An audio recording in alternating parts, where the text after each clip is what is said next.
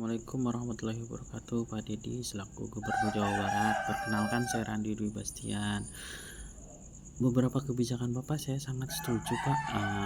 Mulai dari terkait tentang pelajar, pendidikan, tata ruang kota sama pedesaan di Jawa Barat, penghijauan kembali wilayah-wilayah Jawa Barat, pelestarian lingkungan, hutan, sungai, dan yang lain-lainnya. Saya sangat setuju terkait beberapa kebijakan Bapak. Cuma mohon maaf, Pak, hanya ada satu yang saya tidak setuju terkait kebijakan Bapak, yaitu terkait syarat bansos, Pak, kayak gitu. Bansos yaitu syarat terkait vaksektomi. eh, itu saya kurang sepakat kayak gitu ya. Bapak yang berencana memberikan persyaratan untuk bansos itu, pihak laki-laki harus melakukan vaksektomi kayak gitu. Nah, itu kenapa saya kurang setuju, Pak, karena vaksektomi itu bersifat permanen setahu saya. Jadi saat laki-laki sudah melakukan vaksektomi, dia selama hidupnya dia tidak akan bisa memiliki keturunan lagi kayak gitu. Jadi sifatnya permanen. Nah, itu yang saya tidak setuju dari segi medisnya ya, Pak, ya, kayak gitu. Dan itu memunculkan rasa sakit untuk pihak laki-laki tuh agak lumayan lama kayak gitu. Nah, yang terpenting sih sebenarnya bersifat permanen. Pertimbangan selain bersifat permanen tersebut kayak gitu, berikutnya itu terkait karakteristik Jawa Barat, Pak, kayak gitu. Karakteristik Jawa Barat yaitu pertanian, perkebunan, peternakan, hutan, banyak yang harus mengelola alam kayak gitu. Mungkin kalau untuk daerah perkotaannya agak berbeda, tapi kebanyakan untuk wilayah-wilayah Jawa Barat itu gaya untuk bertahan hidupnya itu adalah mengelola alam, mulai dari pertanian, mengelola hutan, ternak, dan yang lainnya, perkebunannya juga kayak gitu. Nah, itu pekerjaan-pekerjaan itu lumayan pekerjaan keras kayak gitu, yang dimana itu membutuhkan semakin banyak SDM yang digunakan, maka semakin cepat menyelesaikannya kayak gitu, semakin bisa terselesaikan. Makanya itu kebutuhan SDM dalam suatu keluarga itu sangat dibutuhkan kayak gitu. Misalnya membantu orang tuanya di kebun, membantu orang tuanya mengelola hutan atau ternak dan yang lainnya. Jadi kebutuhan SDM itu sangat tinggi kayak gitu, dengan karakteristik perkebunan tersebut dan peternakan dan yang lainnya. Nah, karena butuh orang-orang kuat, sehingga butuh SDM yang banyak kayak gitu dalam mengelola. Jika tidak ada regenerasi atau tidak ada yang membantu ke depan itu terkait anak-anaknya, bisa dikatakan beberapa agak lebih banyak kayak gitu SDM-nya di dalam suatu keluarga, maka generasi berikutnya saat orang tuanya sudah mulai menua dan yang lainnya, apalagi pekerjaan keras, itu akan tidak ada penerusnya. Akhirnya tanah itu dijual dan yang lainnya, akhirnya ya anak-anaknya malah justru jadi petani. Misalnya cuma ada satu anak yang nggak bekerja dan yang lainnya kayak gitu. Nah, itu dibutuhkan SDM yang banyak. Belum lagi misalnya ada bencana alam, apalagi ancaman perang dunia ketiga, itu akan semakin membutuhkan populasi lebih banyak kayak gitu. Dan saya melihat beberapa negara yang awalnya untuk menekan populasi untuk menyelesaikan permasalahan ekonominya, itu mereka sudah berubah alih, Pak, kayak gitu, berubah alih. Kayak Cina dan yang lainnya, yang awalnya sangat membatasi populasi, tapi sekarang berubah tuh, terbuka kayak gitu terkait populasinya mereka, karena itu akan berdampak sistemik kayak gitu ke depannya. Belum lagi ancaman perang, bencana, terus berikutnya regenerasi baik di sektor-sektor tertentu kayak gitu. Karena menurut saya sih agak kurang pas ya kayak gitu. Masa orang-orang miskin itu tidak boleh punya anak lagi kayak gitu, atau tidak dianjurkan tidak memiliki anak karena faktor ekonomi. Itu agak lumayan kurang pas menurut saya kayak gitu, apalagi dimana Justru anak-anak yang mereka lahirkan itu sebagai harapan untuk memperbaiki ekonomi keluarganya, kayak gitu. Justru harapan untuk memperbaiki ekonomi keluarganya, bukan sebagai pemberat ekonomi keluarganya. Mungkin pemberat saat itu, tapi next ke depan itu sebagai alat bantu untuk memperbaiki ekonomi keluarganya tersebut, Pak, kayak gitu. Jadi, banyak kok orang anak-anak lahir dari keluarga-keluarga yang kurang mampu dan yang lainnya, tapi melahirkan anak-anak yang hebat yang meningkatkan perekonomian keluarga, membantu keluarganya dan yang lainnya. Itu justru itu, kayak contohnya kan dari Bapak Pak Deddy sendiri kayak gitu, dari keluarga yang kurang mampu dan yang lainnya. Tapi melahirkan sosok seperti Bapak kayak gitu, anak-anak yang mengangkat derajat dan memperbaiki ekonomi keluarga Bapak kayak gitu.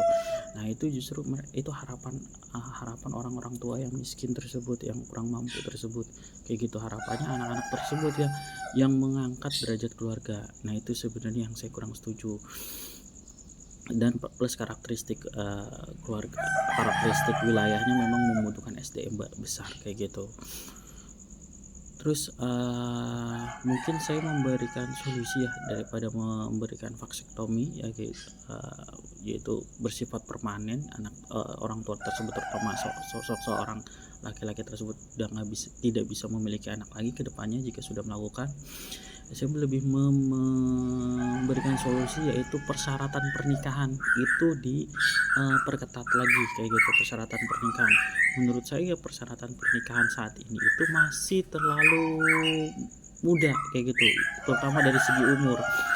Saya menyarankan syarat nikah untuk mungkin daerah Jawa Barat itu lebih ditingkatkan. Mungkin misalnya untuk anak-anak perempuan itu ditingkatkan menjadi minimal usia layak nikah itu 22 tahun kayak gitu. Misalnya dia lulus sekolah 18 tahun atau 17 tahun, dia punya spare waktu tuh untuk bisa untuk kuliah atau bisa untuk bekerja di luar kayak gitu, memperbaiki ekonominya dia dulu. Jadi untuk usia perempuan itu 22 tahun, dan itu laki-laki bisa di usia 26 tahun atau 27 tahun atau 25 tahun kayak gitu.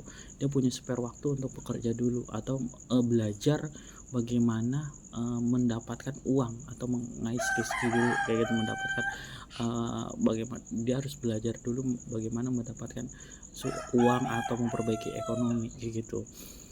Nah, itu batas usia pernikahan itu ditingkatkan, karena kalau nggak ditingkatkan itu semakin dia usia kan, apalagi di Jawa Barat ya kayak gitu. Orang tua saya juga termasuk anak keluarga yang nikah muda dan yang lainnya.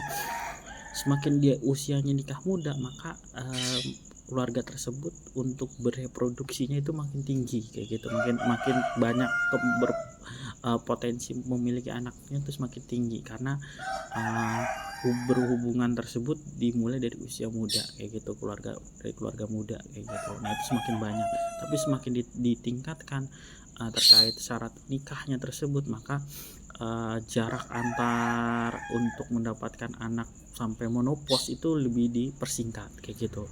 Nah, itu disarankan usianya pun ditinggikan kayak gitu. Saya bingung kalau untuk syarat nikah di Indonesia kok agak lebih muda, padahal sunnah Rasul pun untuk laki-laki minimal Rasul pun menikah di usia 25 tahun kayak gitu. Tapi laki-laki di Indonesia di bawah 20 itu sudah boleh menikah, padahal sunnah Rasulnya sih 25 tahun sih kayak gimana.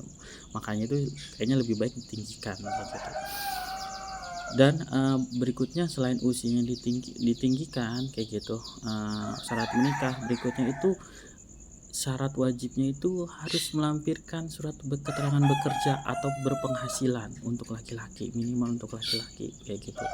Karena syarat memiliki penghasilan atau bekerja itu menunjukkan bahwa si laki-laki tersebut memang memiliki kemampuan untuk bekerja atau mendapatkan uang kayak gitu. Kenapa nggak kita perketat kayak gitu? Apalagi kan butuh berkeluarga untuk menghidupi ekonomi anak, istri dan yang lainnya, kan butuh kemampuan skill tersebut kayak gitu. Ya seperti seseorang mengajukan pinjaman ke bank aja gitu kan, syarat-syaratnya juga perketat itu untuk memberikan pinjaman uang ya kayak gitu. Apalagi ini untuk menghidupi anak orang lain, terus anak. Nah, nanti ke depan kenapa nggak diperketat kayak gitu? Wajib memiliki surat keterangan kerja atau surat keterangan penghasilan jika dia memang pengusaha kayak gitu. Dia harus minimal melampirkan itu kayak gitu untuk menunjukkan uji kelayakan bahwa memang dia pantas berkeluarga, laki-laki tersebut kayak gitu, memiliki penghasilan. Berikutnya itu ini mungkin bisa bersifat opsional, bisa pro kontra, yaitu dia harus menandatangani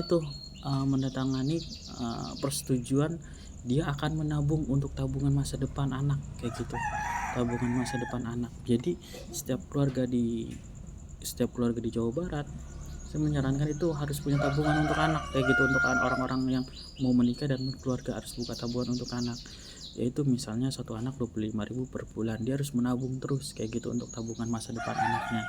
Nanti uang tersebut itu hanya bisa dipakaikan untuk keperluan anak atau keadaan darurat orang tuanya. Misalnya keadaan darurat orang tuanya saat terjadi kecelakaan atau tidak bisa bekerja lagi dan yang lain, harus dikeluarkan uangnya tersebut. Itu kayak gitu.